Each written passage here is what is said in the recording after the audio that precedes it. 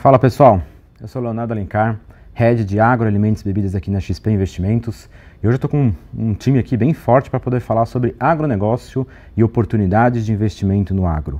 Já vou falar aqui de vários setores da parte do agro, vou até dar uma rodada aqui para o pessoal se apresentar também, mas acho que até para ficar uma provocação, a gente está tentando deixar bem claro qual que é o nosso viés em cada um desses setores. Então, vou falar um pouquinho principalmente aqui na parte de proteína animal, oportunidades no setor de proteína animal, tanto na parte de empresas, mas mais na parte de derivativos e talvez uma oportunidade aí no boi. E para começar, então, todo mundo se apresentando, peço para a Marta começar se apresentando, falando um pouco não só o cargo, mas também eventualmente qual que vai ser uma das sugestões que você vai trazer para a gente. Tá joia. Bom, boa noite pessoal, obrigada aí pela presença de vocês, boa noite meninos. Eu sou a Marta Matsumura, eu sou analista técnica aqui na XP Investimentos, eu faço também a cobertura do setor agro.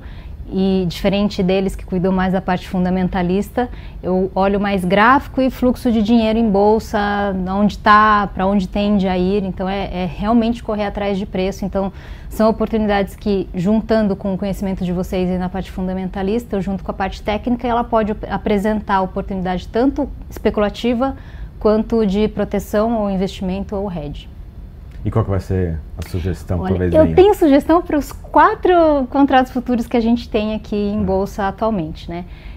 Temos aí a sugestão vendida já há algum tempo de contrato futuro de milho, comprado em soja desde a virada do mês. Agora não dá tempo mais de entrar, mas dá para comentar essa movimentação que aconteceu. O café eu estou de olho para uma movimentação de alta, né? Tudo por gráfico, e depois o Alejandro pode comentar um pouquinho a visão dele fundamentalista. E o boi eu estou em cima do muro. Eu vou esperar os seus comentários aí, que de repente daqui pode sair alguma coisa mais clara. Legal. Alejandro?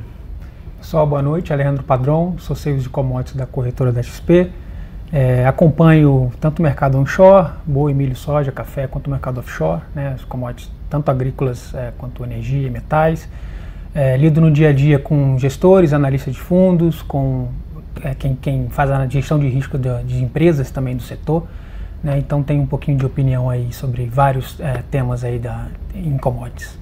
E o que você acha que vai ser talvez um dos temas mais hots na mão do investidor institucional no momento?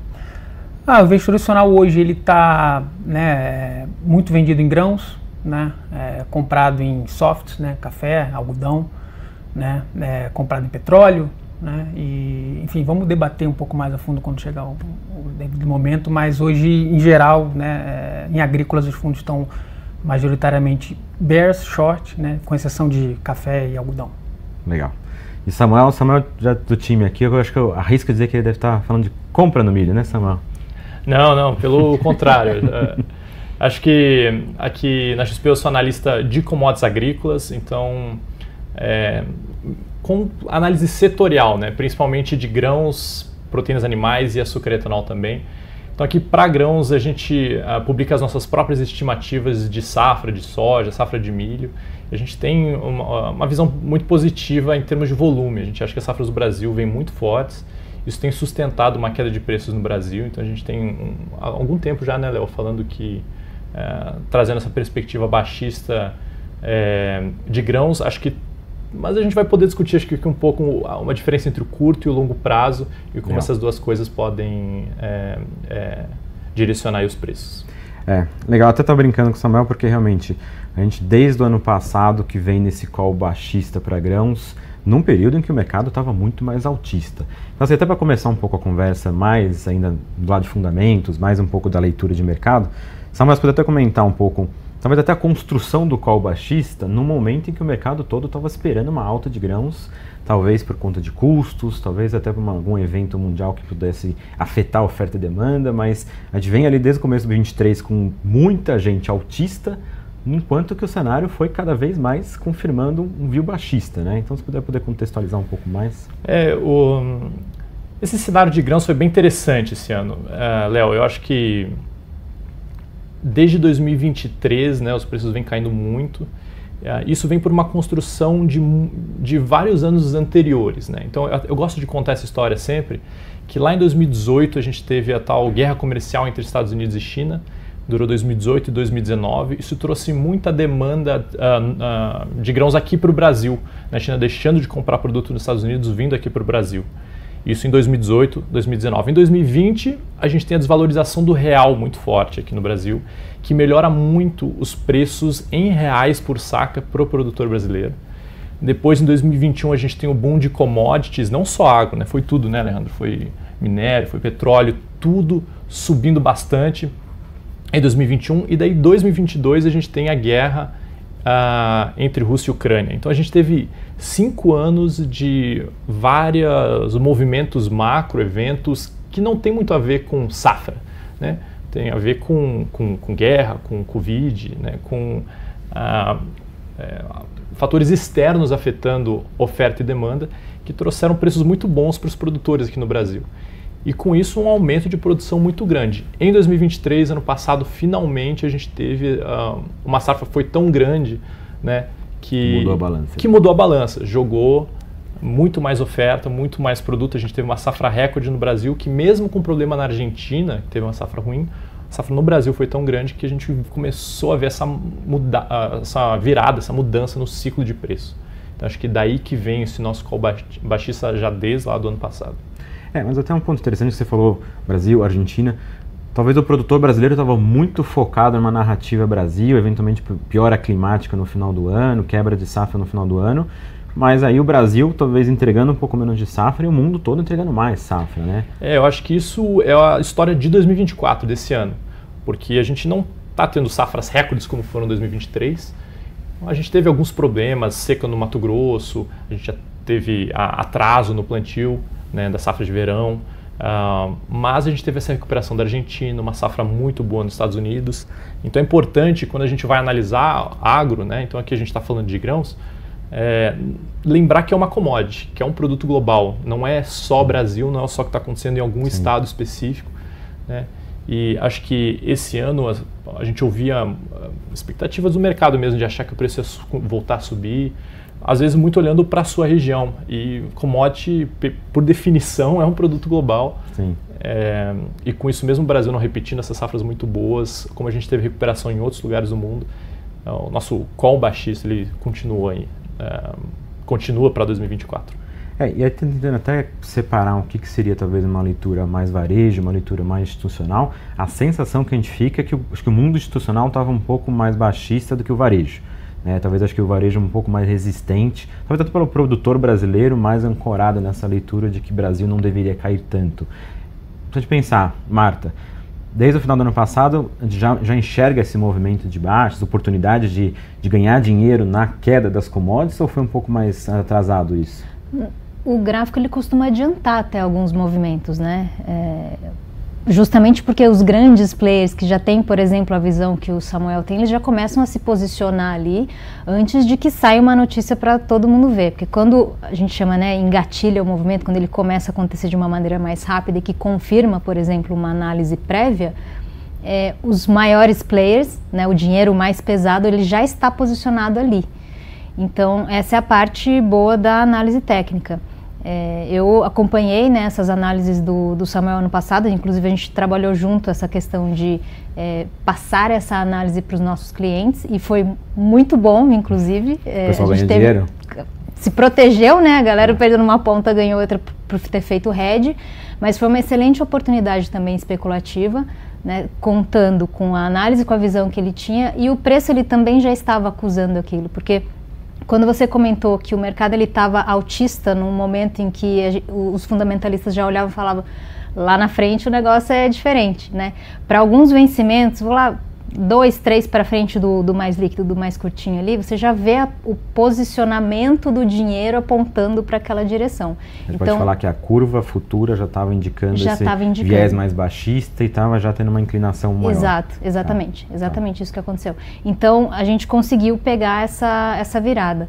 A questão do varejo, acho que o varejo ele toma um pouco mais de risco no sentido de aproveitar mais os movimentos curtos. Então, sim, nesse período nós tivemos movimentos até de lateralização, que foi bem difícil trabalhar o milho nessa época, e de uma puxada específica muito forte para cima, que não mudou o cenário fundamentalista, não foi reflexo de cenário fundamentalista alterado, mas que a gente chama no mercado gráfico, né, técnico, de respiro. Pode ser redução de exposição de players muito vendidos, pode ser rolagem de contrato, ou uma especulação ali com alguma coisa, câmbio, que acaba puxando ali também, falando de milho especificamente, alguma coisa mais gráfica. Mas depois ele volta ali para baixo. Existem outros indicadores, outros modelos analíticos que aproveitam essas respiradas, né, de curto prazo para entrar de novo dentro da tendência principal, que é a venda. Então nós sim aproveitamos tanto pelo fundamento quanto pelo gráfico essa batida de preços. Legal. E até um ponto interessante, né, porque você comenta que num cenário de baixa, oportunidade de ganhar dinheiro, seja especulação ou seja hedge na baixa, mas que tem a oportunidade de entrar com os respiros que tem esporadicamente, né? Que é o que está acontecendo com soja hoje. Né? A gente não tem um cenário, nossa, vamos ver soja em $35 por aqui, eu acho difícil, né? E aí, olhando graficamente, olhando soja Chicago, né, a gente converte a pontuação e traz para cá, a gente vai confiar na liquidez ali, e aí eu observei o teste de um suporte importante que ele testou em 23 e 22. Então é um ponto que você olha e fala, tem player que vai defender o ponto aqui. Então o pessoal desce vendido, chega ali e fala, aqui é um ponto que pode haver um interesse comprador. Então a galera acaba reduzindo a exposição vendida, por si só ela já leva preço para cima. E não precisa levar muito para cima, porque o varejo, via de regra, que tem um perfil mais especulador, ele não quer pegar a perna inteira de alta, né? Ele quer pegar 3, 4% ali, um mês talvez ali dolarizado, né? Aqui na nossa B3 aqui, tá sensacional. Sim. Ainda que não haja um viés altista para médio e longo prazo para o ativo ali. Então dá para aproveitar essas movimentações. Então no meu trabalho, né, no meu dia a dia, eu consigo trabalhar bem esse viés fundamentalista principal, mas sem deixar de observar e enviar aos clientes as oportunidades de curto prazo, com risco calculado, né, para entrar de repente numa ponta oposta ao pensamento principal. Legal. Agora, até que acho que assim, o ponto interessante, realmente o mercado foi caminhando para esse viés mais baixista, mas a Bolsa Brasileira é pequena, de certa forma, para o tamanho do mercado global de agro. E aí a gente observa, talvez, na parte institucional, a posição dos fundos, a posição vendida dos fundos nessas commodities estava em recordes, a gente viu, inclusive, né, Alejandro? Acho que há 3 semanas atrás a gente ficou muito perto da máxima histórica, né, de net short, né, de máxima de venda, né? Máxima de venda, né? Nas últimas 2 semanas a gente teve alguma recuperação, né? Em parte porque o mercado chinês ali de derivados, até porque a soja está voltando a chegar, né? As indústrias chinesas de crushing, elas hoje operam com uma capacidade ociosa muito grande ainda, né? Por conta de margens negativas, suinocultura chinesa em dificuldade, né? Você até então estava tendo prejuízo para esmagar a soja na China, né? Então você tem uma sociedade muito grande lá e você tem ainda uma escassez temporária de derivados na China, né? Isso na última semana, nas últimas 2 semanas, teve um rebote de preço, né? Subiu um pouquinho, né? Que obviamente impacta um pouco Chicago também, etc. Mas os fundos estavam até 2 semanas atrás de nível máximo de venda, né, de bearish, né, vendidos. Em quais commodities? Grãos. Tá? Se você somar soja, milho, trigo e os derivados da soja, você chegou muito perto da máxima histórica de venda, né? E aí você começa a chegar num ponto que, assim, né, assusta um pouco as pessoas, né? Quer dizer, os preços caíram, a soja caiu $3 aí nos últimos meses, né, de 15 para $12 o bushel. Né, você tem um posicionamento muito esticado, né, e até quando que isso vai, então é claro que você gera o que se chama de short cover, né, quer dizer, eu vou cobrir um pouco minha posição aqui, né, e aí é um movimento que a gente viu, né, e aí você adiciona a isso, né, alguns fatos também, né, um é que, né, a comercialização no físico hoje ela é muito travada, né, a gente está num nível historicamente muito baixo, né, o produtor reticente em vender, né, dado que estava há 3 anos acostumado com preços mais altos. Então está segurando a soja, está segurando o milho, a comercialização de safrinha também no Brasil está a menos de 20%, né, um menor nível em muitos e muitos anos, né, justamente porque o produtor espera, né, acha que o preço vai subir, ele é muito impactado pela realidade local, de que, né, não está legal aqui, como foi na soja, né, principalmente. Tem um grande debate ainda no Brasil de se o Brasil vai produzir 143, se vai produzir 150, 153. Então o produtor ele segura, né, tem segurado, a comercialização no físico está muito travada e isso obviamente que ele comanda um preço maior para vender. Então isso em parte está ajudando a segurar o mercado, né, apesar do posicionamento ultra bearish dos fundos, né, e então a gente está vendo algum rebotezinho aí, tá? por conta disso, né? O físico muito parado, né? Você tem ainda o milho sendo plantado aqui no Brasil, terminando de plantar, na verdade. Você tem o plantio americano, que ainda é uma dúvida, né? Então, né, como o Samuel falou, né, a gente vai ter uma safra muito boa na Argentina, a gente teve uma safra boa de soja no Brasil, independentemente de ser 10 milhões de toneladas para cima, 10 para baixo. E você tem a safra americana que, né, tudo mais constante, se vier uma boa safra, você vai ter um balanço de grãos para esse ano muito pesado, né? Que é o que justifica, de fato, esse nível de posicionamento dos fundos ali, né? Muito pessimista ali, né? Agora tem um ponto interessante, Alejandro, porque você tocou na questão da suinicultura chinesa, né? Então a gente está falando muito do lado de oferta, cenário de safra, risco de quebra eventualmente, né? A gente até pergunta de clima já ali no chat, mas quando a gente olha do lado da demanda, tem um ponto relevante, né? A suinicultura chinesa, nos níveis de preço atual de grãos, segue com margens negativas, segue descartando animais nesse cenário, o que é uma sinalização de demanda fraca para frente, né? Enquanto você não tiver margens boas e setor aquecido, você tem ali uma demanda relevante chinesa mais fraca e talvez até pesando no mercado. Até os Estados Unidos continuam num cenário parecido. Pecuária americana, margens negativas, suinicultura americana, margens negativas, e diferentemente do que a gente observa lá, Brasil com margens positivas, tanto na parte de aves e suínos, bovinos é menos relevante a parte de grãos, mas que até indica que a demanda internacional para grãos, do lado de proteína animal, não anima muito mais. Acho que isso acaba mantendo um pouco essa pressão, cenário de pressão para commodities, né, para grãos. Mas eu acho que um contraponto a isso é mais no curto prazo.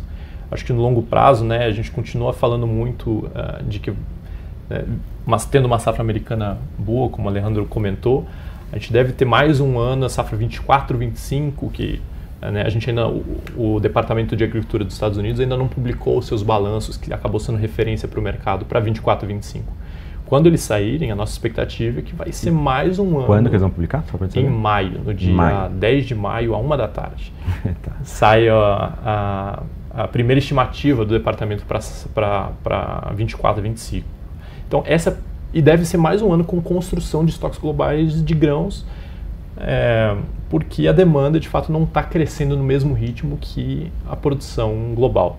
Mas no curto prazo existe um risco. A gente não sabe se, de fato, 24, 25 vai produzir tudo isso. A gente tem um risco climático dos Estados Unidos e a gente entra agora num período de incerteza no curto prazo para grãos, que é o que a gente chama de mercado climático dos Estados Unidos. Então aqui tem pode ter um momento interessante de volatilidade que pode trazer oportunidades aí nos grãos. Agora, mercado climático, né? O weather market, todo mundo fala, né? Normalmente, quando a gente fala de mercado climático, normalmente quando a gente fala de volatilidade por conta de incertezas, isso tende a ser altista para preço. Tá? Então, a gente está discutindo, na verdade, num cenário de baixa para as commodities, até um posicionamento short dos fundos globais nesse momento, mas que talvez a gente esteja entrando numa janela de risco altista para as commodities. Talvez não mude o cenário mais de médio e longo prazo, mas curto, oportunidades de compra, eventualmente. Seria isso? É assim que eu entendo, que eu entendo, exatamente. Que é o ponto da soja que você comentou, isso, né, Mari? Exatamente o que aconteceu com soja. Até puxando aqui o que o Alejandro comentou sobre posicionamento de players, até juntando esse sentimento, por exemplo, o produtor ele vai segurar porque ele não quer vender agora, porque está ruim o preço para ele negociar agora. Então ele segura. Então ele retém essa oferta, ele pode puxar um pouco o preço de curto prazo para cima, mas ele aumenta o sentimento do mercado do estoque e a curva lá na frente ela pressiona ainda mais. Tá. Então isso daí também aparece nos gráficos. E aí você aciona um gatilho, vamos dizer assim, né, numa curva mais lá para frente, você acaba puxando a curva inteira, né? E aí você tem, de novo, redução da exposição vendida, né, que a gente estava falando que está muito grande. Então eu, como analista, eu olho aquela exposição enorme vendida e falo, se pegar um stop aqui, a puxada para cima vai ser violenta. Então, esse é um dos indicadores que a gente usa ali para entender o nível de estresse do mercado e onde estão essas oportunidades. Por exemplo, agora a gente entra em mercado de clima e a gente sabe que isso pode puxar preço, volatilizar e puxar preço para cima. Talvez, se eu achar muito arriscado comprar no mercado de baixa para pegar o mercado de clima para cima, espero ele subir e vendo lá que fica mais confortável para mim vender mais caro dentro de um cenário baixista né, do que comprar um cenário baixista acreditando que vai sair alguma informação climática que vai puxar preço para cima, né, fazendo assim a gestão de risco do racional do negócio. Mas pensando na soja, então, assim, no curto prazo, nesse cenário, o que seria uma operação talvez interessante? É um tipo de spread na curva? Pode ser interessante, olhando a curva mais curta, né, o vencimento mais curto, olhando o maio agora, o pessoal que acompanha mais, ele ainda, graficamente ele tem um espaço muito amplo para corrigir sem descaracterizar um mercado de baixa. Então, soja lá fora pode puxar bons pontos, viu? Pode puxar bastante ainda para cima, que você pode olhar ele graficamente, tecnicamente também, mas falando de estrutura da movimentação do preço.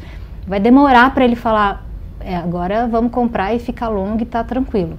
Tem um espaço bem grande ali, porque quanto mais ele estica, né, essa amplitude de preço, mais ele abre esse espaço para essas correções. Porque você entende que durante aquela descida de preço, os players vieram aumentando a sua exposição vendida e que existem pontos no meio do caminho que, se o preço voltar, ou eles vão defender a posição e segurar o preço ali para ele não ficar tomando invertida, né? Ou eles vão usar pontos estratégicos técnicos ali para eles saírem dessa exposição grande vendida mais próximo do zero do que numa perda financeira.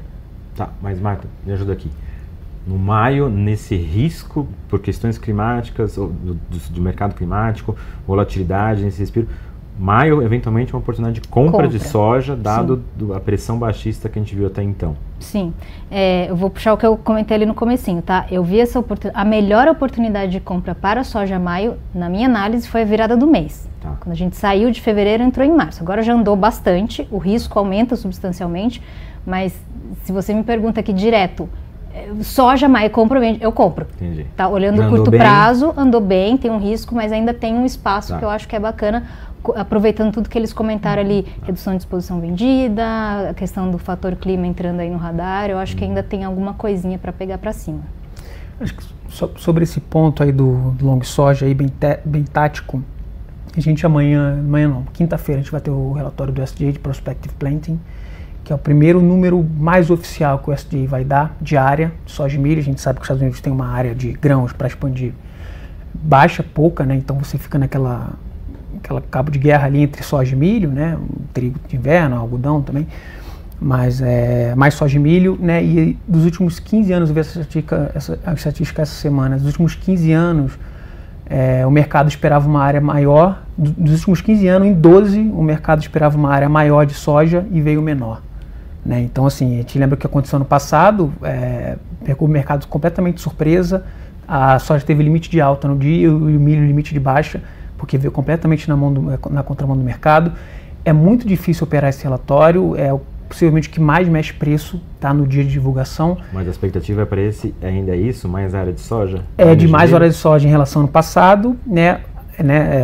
E menos área de milho, exatamente isso. A expectativa é que, como acontece sempre, e mesmo que frustre, ainda é a expectativa do mercado para esse ano. O mercado tem um crescimento de área de soja em relação ao ano passado, tá? Mas sempre, a estatística que eu falei é o seguinte, o mercado ele superestima a área que o USDA vai colocar. Então, se por acaso mais um ano superestimar a área de soja para baixo, risco de alta na soja. Talvez seja um movimento técnico. Pode ser, engatilhar esse movimento. Tá, entendi. Mas aí então a gente está falando de um cenário de alta no curtíssimo, curto prazo, são no contrato de maio, tá? Não necessariamente mudando o cenário maior de que é uma tendência de baixa por conta das safras mais volumosas, né? Até porque daqui 6 meses o Brasil já começa a plantar a próxima safra de soja, né? Claro. Então a gente vai passar por esse momento aí de incerteza, talvez uma alta no curto prazo, sem certeza de qual vai ser a área dos Estados Unidos, né? E se o clima lá vai vir bem ou não. Mas o Brasil voltando para uma normalidade de clima, né? A gente perdeu tranquilamente 15 milhões de toneladas, talvez mais, né, do potencial produtivo do Brasil. Então a expectativa para a safra brasileira em 2025, né, que a gente vai plantar em setembro, colher a partir de janeiro, é de mais uma safra gigante. Né? Então por isso que acho que tem essa disparidade aí entre curto e médio e longo prazo. Mas aí tem um ponto a mais, Samuel. Porque a gente está falando então, talvez um relatório de áreas dos Estados Unidos, indicando um risco até de alta para a soja dos Estados Unidos, mas no momento que o Brasil está colhendo soja, e com estoque de soja, inclusive, né? O que te enxerga, talvez, até comparando mais Chicago com Bolsa aqui, essa divergência de preço? Assim, preço Brasil hoje, ele é competitivo nas exportações? Ou ele tem que cair mais eventualmente? Hoje na soja o Brasil é competitivo. Acho que o Brasil é menos competitivo no milho. E muito pelo comentário do Alejandro de comercialização. Os produtores segurando muito essa comercialização, né, porque com essa queda de preços as margens ficam apertadas na expectativa de uma melhora de preços. Então o Brasil hoje ele está exportando muita soja, porque é um volume muito grande de safra, mas um pouquinho a menos do que poderia ser. A gente não está exportando no talo como foi no passado com uma safra recorde. A gente está exportando um pouquinho a menos. E acho que esse daí a gente pode até falar um pouquinho do call da Marta aqui para o milho, que acho que conversa com um pouco da minha visão fundamentalista. Call da Marta para o milho que é de baixo. Que é de baixo. Porque hoje o Brasil é competitivo na exportação de soja, mas ainda não é no milho. E quando a gente de fato começar a colher a safra ali a partir do final de junho, né, uma parte do milho precisa ser exportado. O Brasil não tem capacidade de armazenagem para segurar a safra inteira. Uma parte precisa ser exportada e para ela ser exportada a gente precisa de preços mais baixos. Então, diferente da soja, eu não acho que tem essa oportunidade de respiro tão claro. No milho, eu acho que o Brasil, por conta dessa comercialização lenta, né, na B3 a gente ainda vê o preço do milho na B3 muito distante do preço do milho em Chicago. E acho que aí tem uma diferença de preços que precisa fechar. Ou seja, o preço hoje B3, o Brasil não suporta. Ele teria que cair mais para conseguir se tornar competitivo e voltar a exportar, né? Que é essa a questão. Exatamente. Então, isso é da análise fundamentalista e pelo jeito está conversando com o gráfico, exatamente. A gente acabou, eu vou até falando de números aqui, né? A última entrada de venda que a gente foi lá na região dos 65, a gente reduziu um pouco do risco no 61 e até agora não deu sinal nenhum de que vai puxar muito para cima. Então, ouvindo isso me deixa mais confortável ainda, né? Eu acredito que a gente possa chegar ali para vencimento setembro, talvez ali na casa dos 5,5, talvez um pouco mais para baixo ali. E para falar de agro, a gente precisa sempre falar de clima, né? Minha pergunta é essa, na verdade, a gente falou um pouco de mercado climático pensando nos Estados Unidos, mas teve uma discussão grande de laninha recentemente, né? Inclusive como se fosse uma variável altista, o risco para o milho safrinha especificamente, né? Foi cedo demais essa discussão de laninha, ou foi até tipo exagero de preocupação? Eu acho que foi cedo demais. A gente ouviu várias perguntas, né, de clientes preocupados com essa virada de um El Niño para Laninha, mas essa virada vai demorar um pouco para acontecer. Hoje as previsões indicam que ela deve acontecer no segundo semestre. Ainda não está claro exatamente em qual mês Laninha de fato começaria. Então, eu acho que até vale a pena a gente dar um passo atrás e pensar. El Niño, Laninha, o que são os grandes efeitos, pelo menos pensando em grãos Brasil, tá? Para poder tangibilizar o que seria eventualmente a volta do Laninha.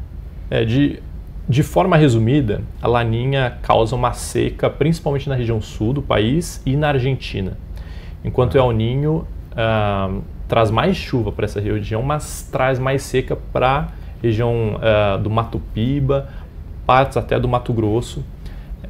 Então, os dois não são o mundo ideal, mas Laninha tende a ser pior para a produção brasileira porque pega uma área maior. Pega toda a área produtiva do Paraná, de Santa Catarina, do Rio Grande do Sul e também dos nossos vizinhos aqui, Paraguai, Uruguai, Argentina. Então, Laninha traz um risco maior para os mercados agropecuários de problemas de safra aqui. Então, Laninha se tornando uma realidade no segundo semestre, aumenta o risco de algum problema na América do Sul especificamente. Mas isso não é um para um, né? Não é todo ano que a gente tem Laninha que a gente tem um baita problema. Laninha é um evento climático gigantesco que demora meses para se desenvolver, para se firmar. Então, ele dura muito mais tempo do que a soja ou o milho duram para crescer e produzir um grão, né? E por isso que nem todo ano de Laninha ou El Niño a gente tem um problema, uma safra boa, de forma tão direta. Mas aumenta essa percepção de risco. Mas para a safrinha que a gente vai colher daqui a pouco, aí é muito cedo.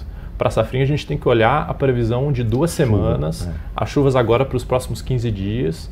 E, Alejandro, eu sei que você olha isso todo dia, né, os mapas deram uma melhorada e eu estou começando a ficar bastante otimista com a safrinha, principalmente para Mato Grosso, Goiás.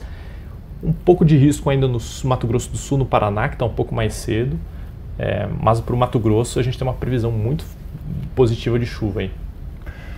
E o plantio, acho que acelerado da safrinha, como problema climático da soja, acabou que calor, etc., em excesso, acabou que antecipou, né, a maturação da soja. E apesar daquele receio que a gente teve lá no final do ano passado, da perda da janela da safrinha, acabou que se acelerou o plantio, né? Então, você plantou, né, numa janela excelente e de fato você está com a janela crítica da safrinha até a segunda quinzena de abril, né, que de fato os mapas estão bem tranquilos, assim, né? Então esse mercado climático no Brasil hoje... Só para ajudar, mapa tranquilo para quem? Perto da normalidade. De chuva. De chuvas, tá, exatamente. Então não vai faltar chuva para o plantio de milho. Exatamente, para o desenvolvimento ali, né? Desenvolvimento do milho. Exatamente. Então, o mercado climático aqui no Brasil de safrinha, eu acho que talvez não seja um grande tema esse ano. E o investidor institucional, ele estava tão preocupado com Laninha quanto o investidor local esteve recentemente? Então, eu diria que sim, Laninha ele ainda não é algo para você operar agora. Tá. E os grandes fundos não estão olhando, até porque assim, você vai ter um período de neutralidade da saída do milho para o Laninha, apesar de os modelos estarem apontando até uma virada até relativamente rápida, historicamente falando, né? Mas é algo que não faz efeito, não faz preço no curto prazo. É algo que vai pegar a safra 24, 25 da América do Sul, então é algo que entra no radar dos investidores de fato no último trimestre desse ano. Assim. Tá.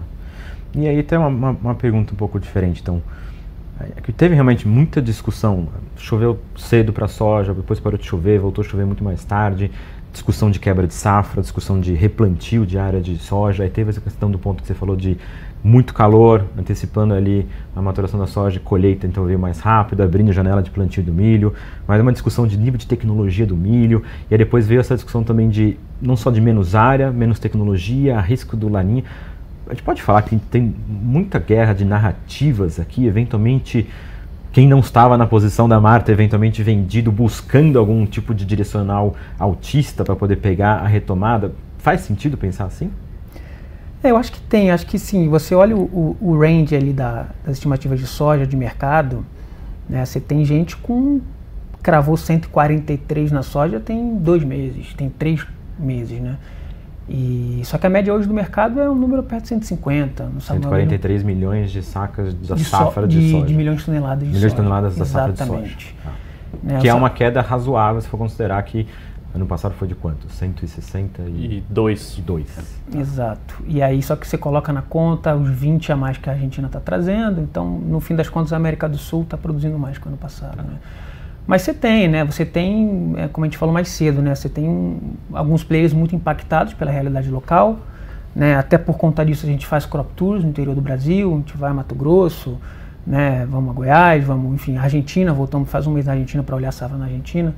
Então e esse ano especificamente, assim, né? Você teve, mesmo dentro de microclimas, né? Comportamentos muito diferentes. Então você estava numa lavoura estava péssima, e aí você andava a 2 km para cima, você via uma lavoura ok, né? Então, sim, teve uma guerra de narrativa grande a partir disso, mas o mercado é soberano e a dinâmica de preço, mal ou bem, diz quem está mais ou menos certo, né? É claro que anos como a gente teve realmente ano passado, né? Choveu cedo, depois choveu tarde, regiões com produtividade boa, regiões com produtividade ruim. O trabalho do analista fica muito difícil, né? Enquanto a gente não tiver realmente massa crítica da colheita para poder ter tangibilizar ali a produtividade, é tudo especulação, né?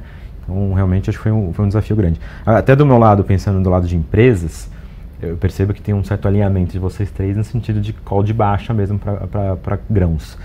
E a gente tem observado o efeito positivo que isso tem nos processadores. Então, desde o terceiro trimestre do ano passado, a queda no preço dos grãos favorecendo margem, principalmente do setor de aves e suínos, e BRF trazendo um resultado muito interessante no terceiro trimestre do ano passado.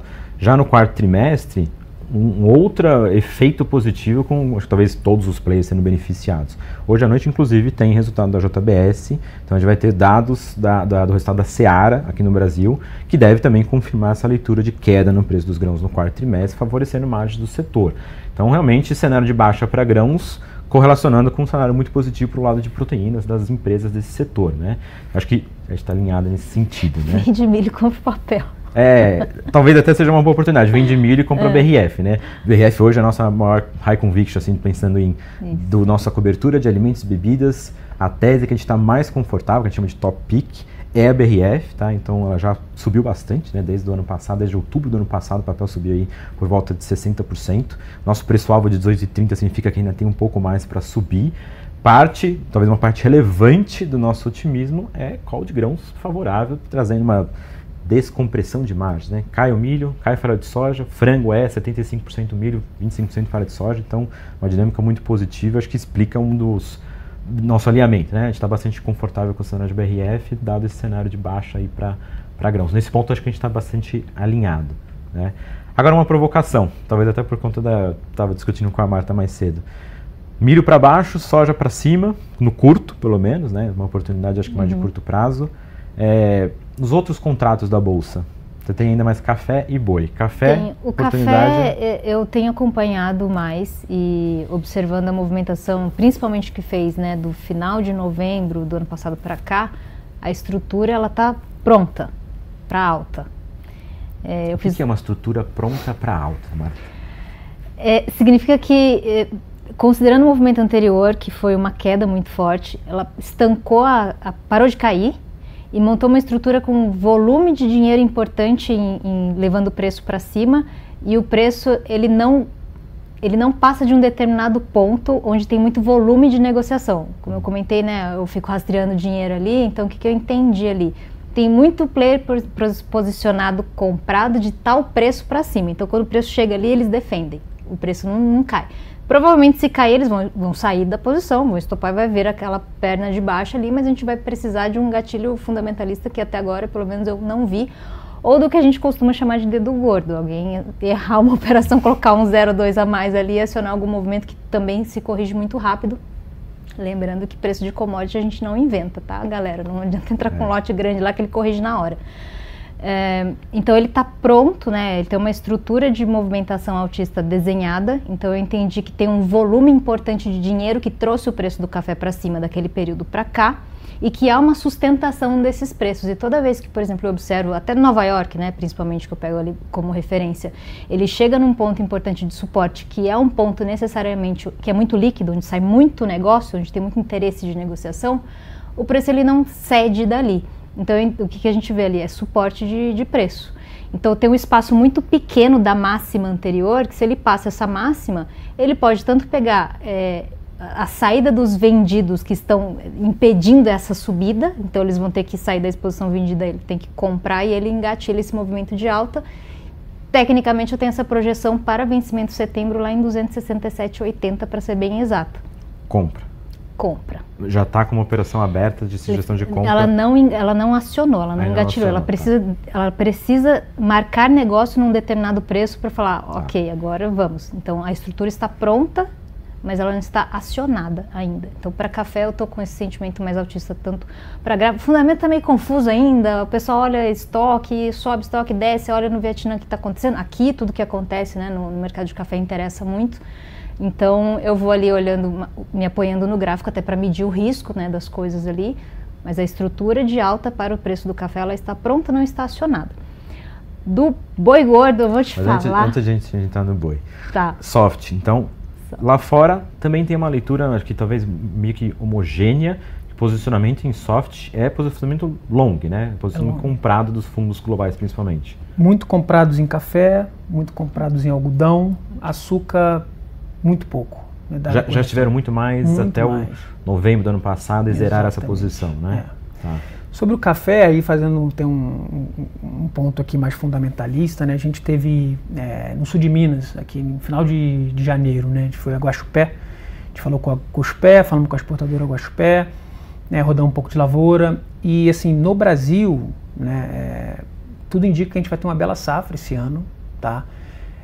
Esse nível de preço do café, assim, né, e é um nível de preço historicamente alto, né, com câmbio a 5, né, o exportador aqui no Brasil, ele tem uma margem muito boa, né, é um nível de preço alto, o fundamento para o Brasil colheu uma bela safra de café no passado, né, tudo indica que vai colher uma bela safra esse ano também, Claro que você tem, pelo menos no Vietnã, o café robusta lá, né, o Conilon, ele tem suportado esse mercado, né, você começou a usar mais Conilon nos últimos anos por conta da quebra aqui no Brasil, geada, etc.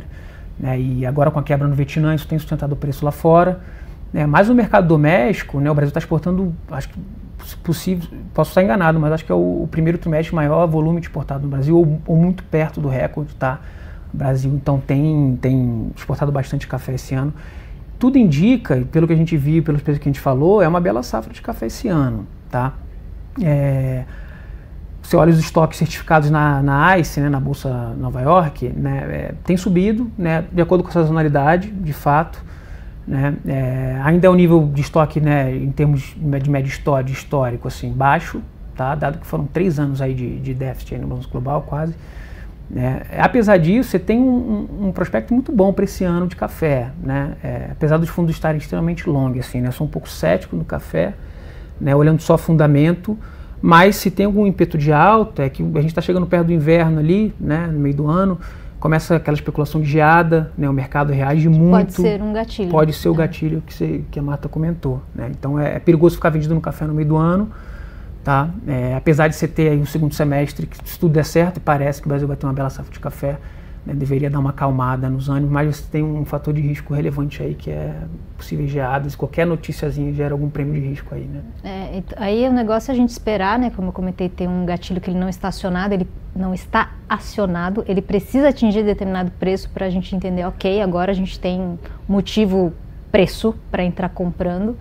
E acho que convergindo essas informações, né, porque lembrando que se o mercado está lateralizado, a gente entende que o preço está justo e que o preço vai ficar ali, preço justo não gera oportunidade, a gente entra quando a gente acredita que o mercado está saindo de um ponto, acreditando em outro, se for para ficar ali a gente não faz nada.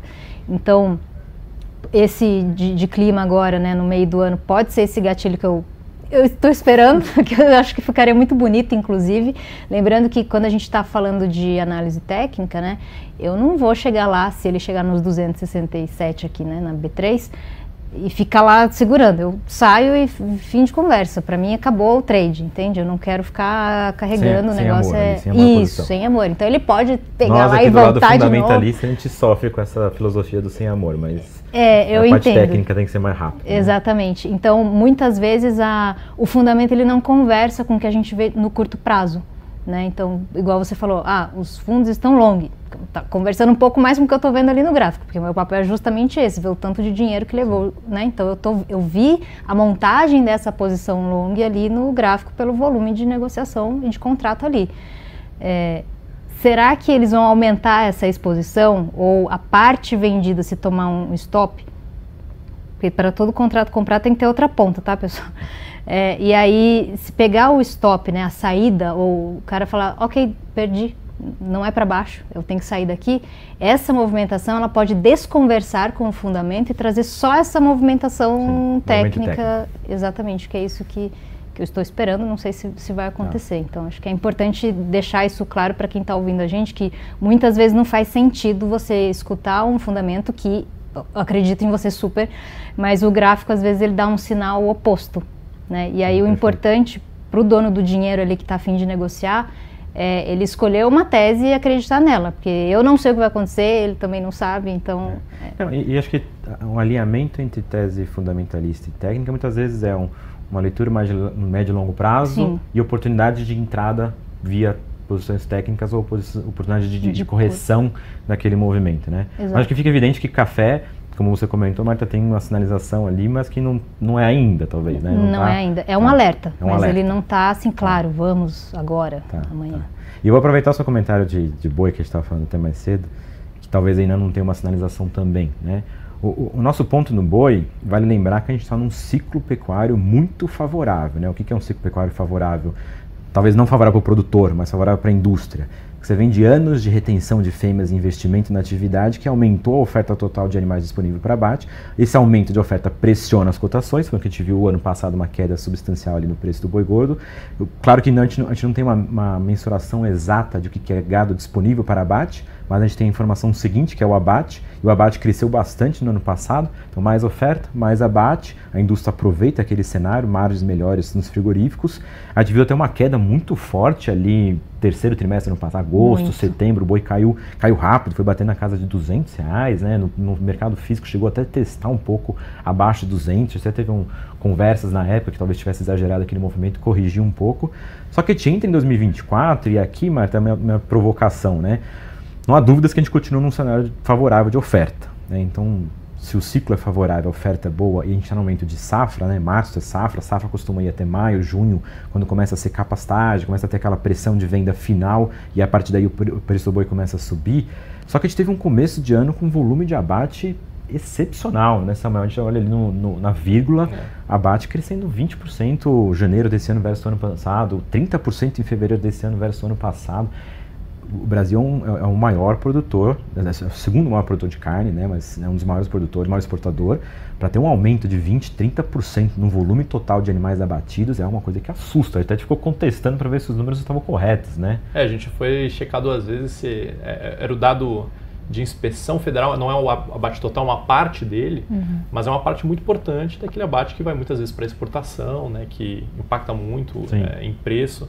Então, de fato, um abate muito forte. Assusta, né? Mas, Léo, acho que não era muito consensual que em 2024 a gente ia continuar tendo toda essa oferta, né? Acho que eu cheguei a ouvir, né, conversando com os clientes, com o mercado, que a gente poderia já em 2024 talvez ver uma virada desse ciclo, né? Qual que é a sua leitura nesse cenário? E até um ponto interessante, né, porque a gente viu um aumento tão forte de abate em 2023 que 2024 já tem realmente várias consultorias esperando uma queda no volume de abate. Ainda seria um volume bom, favorável para a indústria, mas uma leve queda. E esse começo do ano, janeiro, fevereiro, nessa intensidade que veio, se a gente mantiver os próximos meses estáveis, ainda assim a gente já consegue ter um aumento de abate no ano por conta disso. Então, muito favorável para a indústria frigorífica, realmente oferta positiva, preço do boi baixo, aí fica na dúvida da demanda. E aí aqui é um ponto, se a gente já está no momento em que a oferta está bastante confortável, momento de safra, aumento no abate na casa de 20%, 30%. Tá? Acho que a curva futura aí da safra está bastante pressionada. Tá? E quando a gente observa exportação indo bem, China muito aquecida, isso correlaciona bem com margem de frigorífico exportador. Mas quando a gente observa mercado doméstico mais saudável, com demanda mais aquecida, isso correlaciona muito mais com o preço do boi do que só a exportação. Né? Por que eu estou destacando isso? Porque BRF já mostrou que o quarto trimestre do ano passado foi muito bom de demanda doméstica. Tá? Outras empresas mercado local, como a M. Dias Branco, na parte de massas e biscoitos, também sinalizou uma leitura muito positiva de demanda no quarto trimestre. Até a Ambev, na parte de bebidas, também sinalização muito positiva de demanda. A Minerva divulgou o resultado ontem à noite, com o resultado de Brasil pior que o esperado, porque a China veio mais fraca, mas demanda doméstica muito boa para o Brasil. JBS divulga daqui a pouco e Marfrig divulga amanhã, a gente vai fechar ali as leituras de demanda. Quando a demanda doméstica está positivo, significa que não só os frigoríficos de inspeção federal, mas aqueles estaduais, municipais, menores, também estão com apetite, porque comprar boi nesse patamar de preço e vender carne está dando dinheiro. Né? Então, isso normalmente correlaciona muito mais rápido com o preço do boi. Então, talvez essa safra, do jeito que está desenhada, talvez já esteja precificando uma safra tradicional, uma boa oferta, e talvez a entre safra esteja pouco otimista em relação ao preço de boi, tá? E aqui eu acho que é um ponto a mais. Safra é boi de pasto, entre safra é boi de confinamento. Ano passado você teve preço do boi magro caindo ao longo do ano e preço da comida, né, que também é importante para confinamento, caindo ao longo do ano. Mas o boi também caiu e você teve pouca previsibilidade de confinamento. O confinamento ano passado provavelmente caiu. Para esse ano, a gente já começa com o preço da soja mais baixo, milho mais baixo, bezerro mais baixo, gado magro mais baixo também. Se tiver uma correção ali na curva futura para boi, isso eu acho que estimula. Se não tivesse, ainda não tem esse estímulo de confinamento. Então a sensação que fica é que diferencial safra entre safra deveria abrir mais. Aí, Marta, é minha provocação, tá? A sensação que eu tenho que talvez você tenha uma oportunidade, e isso até discutindo com a turma de trade aqui da XP também, tá? Que talvez tenha uma oportunidade de venda no curto, compra no longo, para poder ajustar esse spread safra entre safra. Desse racional eu gosto. Quando eu olho o contrato isolado, vários vencimentos até, né? Eu peguei de maio a outubro olhando individualmente, todos eles, embora tenham um histórico muito curto, porque aqui a liquidez não é tão grande quando a gente joga para vencimentos mais longos, todos eles vieram preço de cima e desceram e travaram. Então, quando o vencimento vence um contrato, a gente rola para o outro, ele trabalha no mesmo patamar que o anterior estava. E a gente está assim há 7, 8 meses já. Ele deu aquela queda, ele subiu em V, foi uma alta muito forte também, mas parou. Então ele não dá sinal de volume vendedor, que você fala, ok, vamos descer junto com esses caras, e também não entra aquele volume de compra que você fala, vamos puxar uns 15 reais para cima, não vai. Então ele está travado numa faixa ali de 10 reais para cima, 10 para baixo, que é, de novo, acho que o mercado encontrou um preço justo e por ali ele está. Então, tecnicamente, fazendo minha análise de fluxo financeiro, onde está o volume mais alto de negociação, a rolagem dos contratos, onde estava o vencimento anterior, para onde está indo outro, não encontro uma oportunidade. Eu não olho e falo, acho que vale tomar um risco por aqui. Tá. Mas, de repente, arbitrar essa curva curta e longa possa ser mais interessante. É claro que a gente tem um pouco de dúvida, por exemplo, China realmente demanda enfraquecida, toca até no ponto que o Alejandro fez em relação à margem da suinicultura ainda negativa, então você tem ali um processo de descarte que acaba aumentando a produção no curto prazo e tirando a demanda de outras proteínas, mas você tem os Estados Unidos num cenário muito diferente do nosso, no qual margem da produção negativa e redução muito forte da produção de carne bovina e carne suína também. É o que deve mexer no trade global de proteínas. Então as exportações para os Estados Unidos estão batendo recorde de quase todos os fornecedores. Isso pode ser um fator favorável. É que faltando China é 60% praticamente das exportações do Brasil, né? Então, sem China ou China com apetite mais fraco, a gente talvez não esteja sentindo a oferta está muito confortável, demanda doméstica positiva, falta talvez essa exportação mais aquecida para poder puxar um pouco mais. Acho que a gente sente isso, né? Tudo que mexe com a oferta, a precificação ela é muito mais rápida. Então, quando a gente está confortável com a oferta, o choque de oferta ele é sentido muito mais rápido, né? A demanda a gente fica esperando ali, é o que está acontecendo. A gente está confortável de oferta e fica esperando lá, vamos consumir mais, não vamos consumir mais, tal país vai comprar, vai melhorar. Então a gente está nessa, eu acho que a gente precisa disso, de alguma coisa que sinalize, alguma coisa que diga a oferta agora talvez esteja um pouco escassa e aí a gente vê movimentação. Ou do outro lado, né? Realmente tem muito mais do que a gente estava acostumado a ver nos últimos 7 meses, considerando essa estagnação, vamos dizer assim, de preço em bolsa. Tem até um ponto mais que assim, esse aumento no abate, em grande parte por conta do descarte de fêmeas, né? Ele continua muito forte. A gente já acha que 2025 vai ter um abate menor que 24. Talvez quando a gente chegar ali mais perto do segundo semestre, a gente vai começar a precificar essa virada de ciclo para 25. Então eu acho que tem essa questão, inclusive, da virada do ciclo para o final de 24, ajudando a precificar boi para cima, junto com uma demanda positiva de mercado doméstico, talvez só esperando essa demanda mais positiva de China. E aqui tem um ponto interessante. De novo, Minerva divulgou o resultado ontem, tá? Sem entrar em detalhes do resultado da Minerva especificamente, mas no call de resultados eles comentaram que esse processo de margens negativas de suíno na China vai continuar descartando fêmeas e que o cenário para 25 é muito positivo, dada a redução de oferta de suínos e puxa então a demanda de outras proteínas. A gente não está assim 100% comprado nesse mesmo discurso, porque a gente vem se frustrando um pouco com as expectativas de China, né? Então, ano passado a gente praticamente passou o ano inteiro falando assim, a China deve voltar, a China deve voltar, a China não voltou. Foi volume, mas sem tanto prêmio.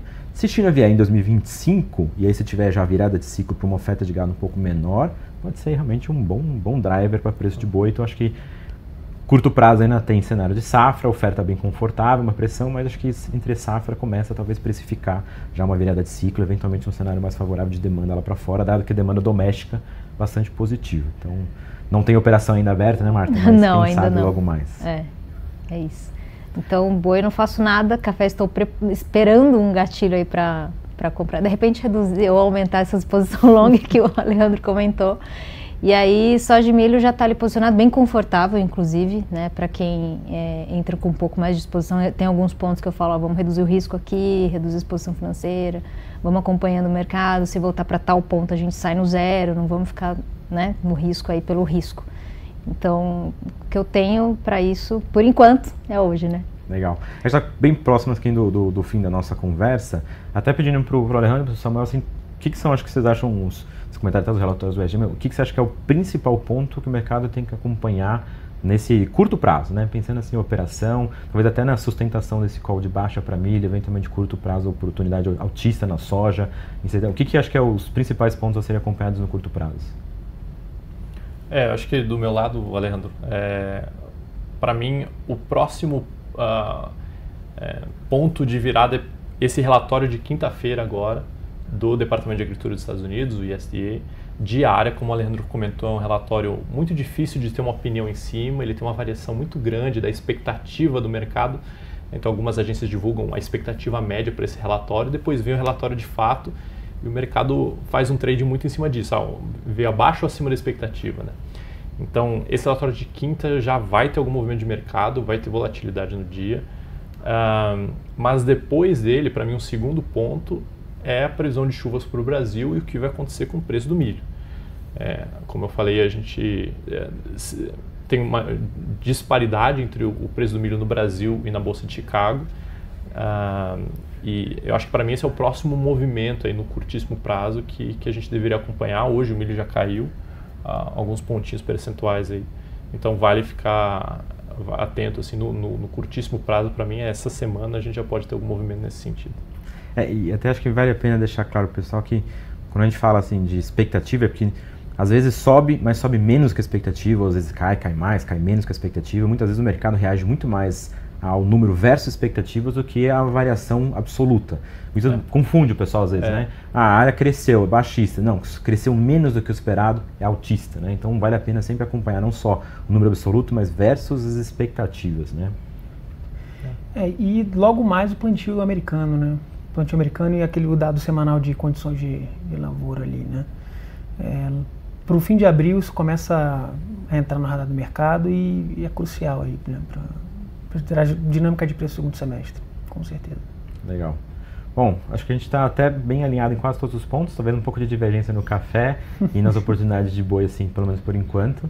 Mas obrigado a todos, tá? Acho que foi uma boa conversa, talvez até bastante técnica, assim, de oportunidades. Oportunidades realmente, assim, bastante coisa para fazer no setor, tanto em empresas, né, quanto na parte de derivativos. Espero que vocês tenham gostado, pessoal. Agradeço muito, agradeço aqui ao Samuel, agradeço ao Alejandro e a Marta. Obrigada. Há muita informação. Obrigado. Todo mundo aqui do time da XP disponível para discussão em relação a cenário, oportunidades, né? A Marta é quem fica mais próximo realmente nesses trade ideas, né? Sugestão realmente de oportunidades que devem ser feitas. Espero que vocês tenham gostado aí do conteúdo. E uma boa noite a todos. E logo mais tem resultado do JBS, vale acompanhar. Obrigado, pessoal. Obrigada, boa noite.